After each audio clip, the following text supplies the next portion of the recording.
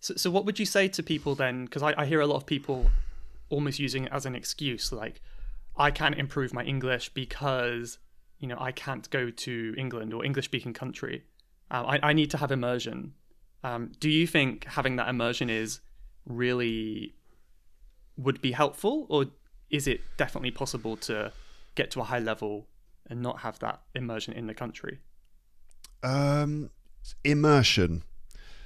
Well, immersion is good. It definitely helps because you're getting exposure to the target language a lot more, and it's just all around you all the time. You can't kind of escape from it, because if you're learning language in a non-English speaking environment, then it requires effort. You've got to go out of your way to make sure that you're getting English into your life. So that's less convenient. And so immersion is more convenient in that sense, that there's just tons of target language all around you all the time. But it doesn't necessarily mean that you will benefit from it, because you've got to also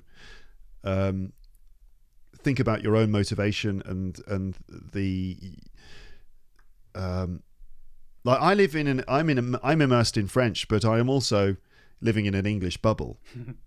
Because I speak English at home with my wife. She speaks good English. I speak English to my daughter. I speak English at work because I'm an English teacher.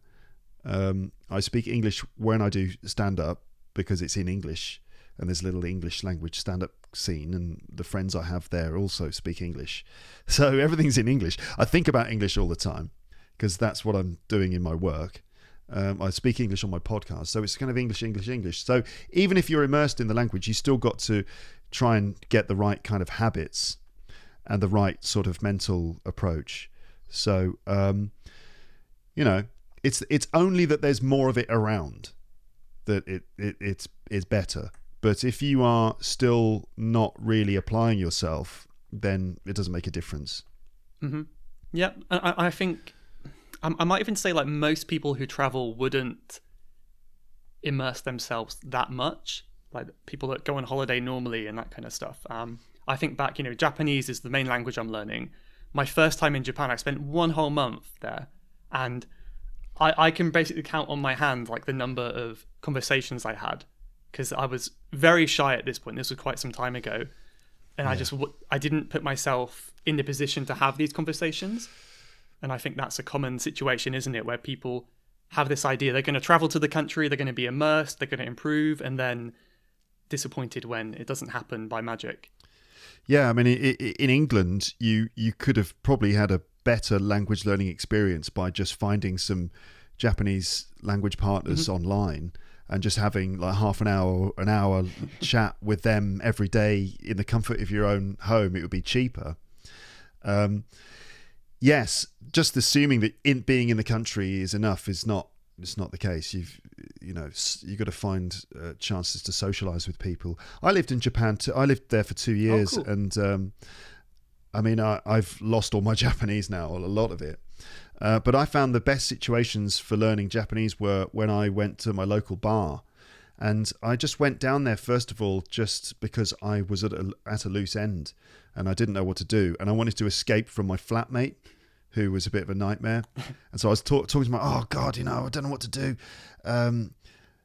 He played really loud music, and he was genuinely, I didn't really get on with him. Mm-hmm. And my friend was like, just go out, just go to a bar. And I was like, I can't just go to a bar. And he said, yeah, go on, just do it. So I went down to my local bar and I walked in, and surprise, surprise, everyone was really nice in there. And I sat down at the bar and just sort of ordered a drink and some food. And then some people started speaking to me. And then I made friends with them, and I spoke, broken Japanese to them. It was just like, oh, what do you like? Do you like, it's like, I like the Beatles. I like the Beastie Boys. Do you like the Beastie Boys?